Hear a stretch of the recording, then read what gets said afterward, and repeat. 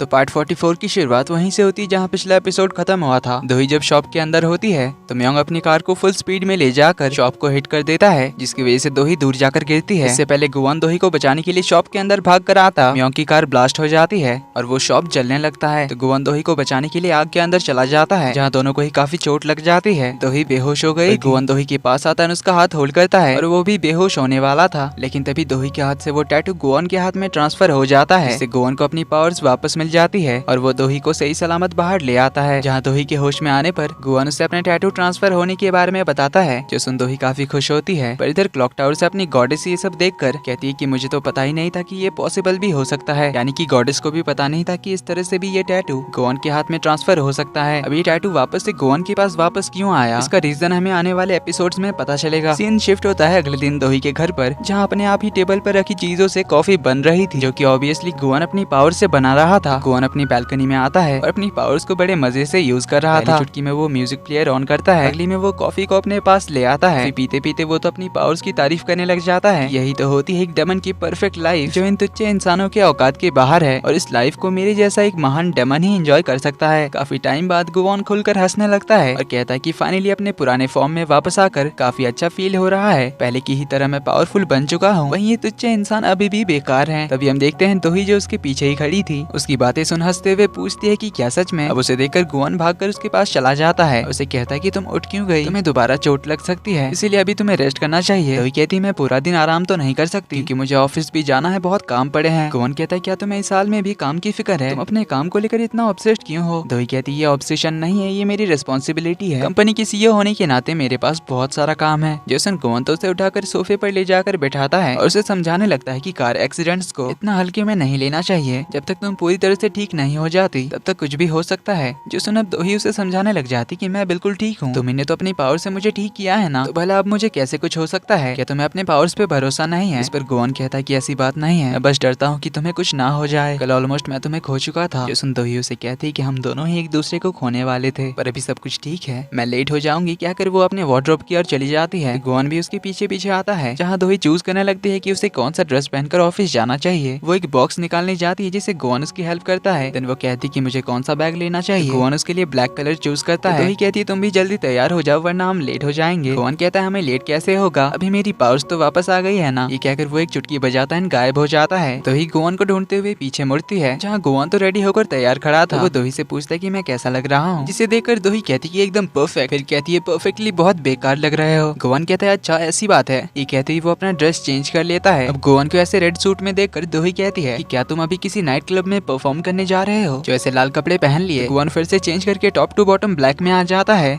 जिसे देख दोही कहती है एकदम आर्टिस्ट लग रहे हो, तुम्हें तो इसके लिए स्टैंडिंग ओवेशन मिलेगा। ये बोलकर वो तो उसे क्लैप करते हुए टीज करने लग जाती है। गुवोन कहता है अब तुम ही चूज कर दो मेरे लिए कोई अच्छा सा सूट। दोही ऑनलाइन उसके लिए सूट ढूंढने लग जाती है, जिसमें से एक उसे बहुत पसंद आ जाता है, जिसे वो गुवोन को दिखाते हुए कहती कि ये तुम पे बहुत अच्छा लगेगा। जो देख गुवोन तो स्माइल करते हुए चुटकी बजाता है और उस ड्रेस में आ जाता है, जिसे दोही तो देखते ही रह जाती है। गुवोन पूछता है कैसा लग रहा हूँ, लेकिन दोही तो बस उसे देखे ही जा रही थी। गुवोन पूछता है तुम कुछ बोल क्यों नहीं रही हो। दोही तो उसे कुछ कह ही नहीं पाती। तो गुवोन कहता है क्यों ना आज हम मैचिंग आउटफिट्स पहने। दोही कहती बिल्कुल नहीं, ये सब मुझे पसंद नहीं है। गुवोन उसका हाथ पकड़कर उसे मिरर के पास ले आता है, जहाँ आते हुए दोही की भी ड्रेस चेंज हो जाती है और दोनों मैचिंग आउटफिट में काफी अच्छे लग रहे थे, जो दोही को भी काफी पसंद आता है। इसके बाद दोनों ऑफिस के लिए निकलते हैं, लेकिन चलते हुए दोही पूछती है हम ऐसे चलकर क्यों जा रहे हैं। गुवोन कहता है कि तुमने कल कहा था ना कि अगर दुनिया अगले दिन खत्म होने वाली है तो तुम मेरे साथ पूरा दिन चलते हुए घूमना चाहती हो, पर उससे पहले मैं तुम्हें एक जगह ले जाना चाहता हूँ। दोही कहती लेकिन हम ऑफिस के लिए लेट हो जाएंगे। गुवोन कहता है डोंट वरी, एक चुटकी में ही तो हम ऑफिस पहुंच जाएंगे। दोही कहती हाँ ये तो मैं भूल ही गई थी कि तुम फिर से एक पावरफुल डेमन जो बन गए हो। गुवोन कहता हाँ ये तो है, पर तुम्हें अगर कुछ भी चाहिए तो मुझे बता देना,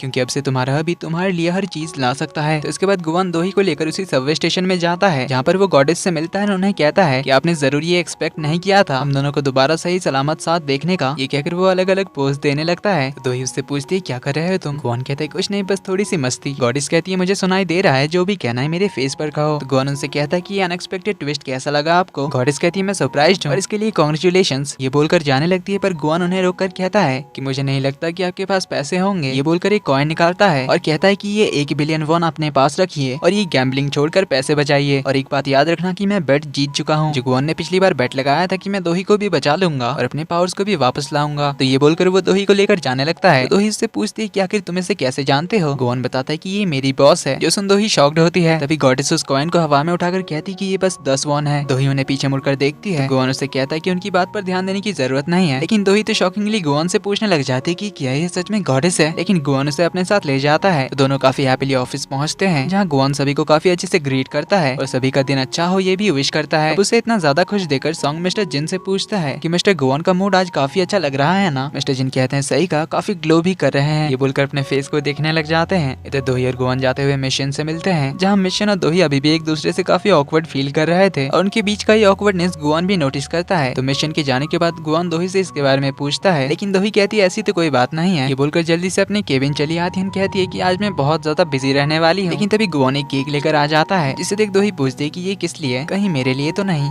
गुआन कहता है तुम्हें पसंद आया। दोही कहती है हाँ बहुत। ये बोलकर वो केक लेने जाती है, पर गुआन अपना हाथ पीछे कर लेता है। कहता है कि ये तो मेरा बर्थडे केक है। जो सुन दोही थोड़ी एम्बेरस होकर कहती है कि हाँ सही कहा, आज तो हम तुम्हारा बर्थडे मनाने वाले थे। तो गुआन अपनी पावर से केक के ऊपर एक कैंडल जला देता है। तो दोही उसे कुछ विश करने के लिए कहती है। गुआन कहता है अब विश करने की क्या जरूरत है, क्योंकि अब तो मैं खुद ही हर चीज कर सकता हूँ। ये बोलकर वो कैंडल बुझाता है और अपने ऊपर ही कन्फेटी की बारिश करा देता है। इससे वो काफी खुश होता है और कहता है कि मुझे पता नहीं था कि एक बर्थडे होने से इतना अच्छा फील होता है। तो दोही उसे कहती है कांग्रेचुलेशन डेमन 2.0। गुआन को समझ नहीं आता डेमन 2.0 क्या होता है। दोही कहती तुम अपग्रेड जो हो गए हो ना, तुम्हारी पावर सब फ्लिकर नहीं करती और तुम्हें अब से चार्ज की भी जरूरत नहीं पड़ेगी। गुआन कहता नहीं तो मुझे अभी चार्ज होना है। ये कहकर वो दोही का हाथ होल्ड करता है। इस पर दोही स्माइल करते हुए कहती कि हम ऐसे केक कैसे खाएंगे। तभी गुआन अपने दूसरे हाथ से एक स्पून ले आता है और दोही को अपने हाथों से केक खिलाने लगता है। तो उसी तरह से दोनों काफी हैप्पी होकर एक दूसरे को केक खिलाने लगते हैं। इधर हम नोसुक को देखते हैं, जो बाहर देखते हुए कहता है कि तो तुम दोनों फिर से इस आग से भी बच गए। ये बोलकर अपनी डेविलियस हंसी हंसने लगता है। इधर गुआन तो बड़ा ही खुश होकर अपने सुनवाल फाउंडेशन में घूम रहा था। तभी ये वाइल्ड डॉग गैंग यहाँ पर चिल्लाते हुए पहुंच जाते हैं, जहाँ अब उन्होंने अपने गैंग का नाम चेंज करके द पेरिला सीड्स एंड स्केलायंस कर लिया था, जो गुआन ने उन्हें एक बार मजाक में बोल दिया था। लेकिन इन्होंने तो गुआन की बात को सीरियसली लेकर अपने गैंग का नाम ही चेंज कर दिया। तो ये सभी लाइन में आकर खड़े हो जाते हैं, गुआन को देखकर हेलो बॉस करते हुए सर झुकाकर उसे ग्रीट करते हैं। गुआन उन्हें कहने ही जा रहा था कि मैं तुम्हारा कोई बॉस नहीं हूँ, लेकिन तभी उसे याद आ जाता है कि पिछली बार गुआन ने इन्हें टास्क दिया था उस किलर को ढूंढने का, और अगर इन्होंने ढूंढ लिया तो वो इनका बॉस बन जाएगा, और नहीं ढूंढ सके तो ये लोग कभी अपनी शक्ल दोबारा गुआन को नहीं दिखाएंगे। लेकिन इन्होंने तो किलर का पता लगा लिया था, इसीलिए गुआन को मानना ही पड़ता है कि हाँ मैं ही हूँ तुम्हारा बॉस। फिर कहता है कि मुझे पता नहीं था कि तुम लोग उसे ढूंढ लोगे। गैंग लीडर किम कहता है कि मैंने कहा था ना बॉस कि हम लोग कुछ भी कर सकते हैं। गुआन तो हंसते हुए कहता है कि हाँ वो तो देख लिया। किम कहता है कि एक सरप्राइज है बॉस आपके लिए। ये बोलकर सभी लोग अपने हाथों की स्लीव्स को हटाते हैं, जिसमें उन सभी ने पेरिला सीड और स्केलायंस का टैटू बनाया था। मतलब होता है कोरियन जीरा और कोरियन प्याज, जिसे देखकर तो गुआन थोड़ा सा डर जाता है, क्योंकि उसे ट्रिपोफोबिया था, जिसके बारे में ना जानो तो ही अच्छा है। गुआन कहता है हाँ ये अच्छा है, कहकर वो तो यहाँ से जल्दी से निकल जाता है। पर किम बाकी सब तो बड़े खुश हो रहे थे, बॉस को हमारा ये टैटू काफी पसंद आया। इसके बाद गुआन यहाँ से अपने ऑफिस चला जाता है, जहाँ पर वो भी अपने पावर से बैठे बैठे सारे काम करवा रहा था। तभी वहाँ पर बटलर पहुंच जाता है सुनवाल फाउंडेशन के ट्रांसफर पेपर्स लेकर, जिसे देख गुआन हैरान होता है। बटलर कहता है कि अब से सुनवाल फाउंडेशन मेरा है। इसी के साथ इस पार्ट का एंड यहीं पर होता है।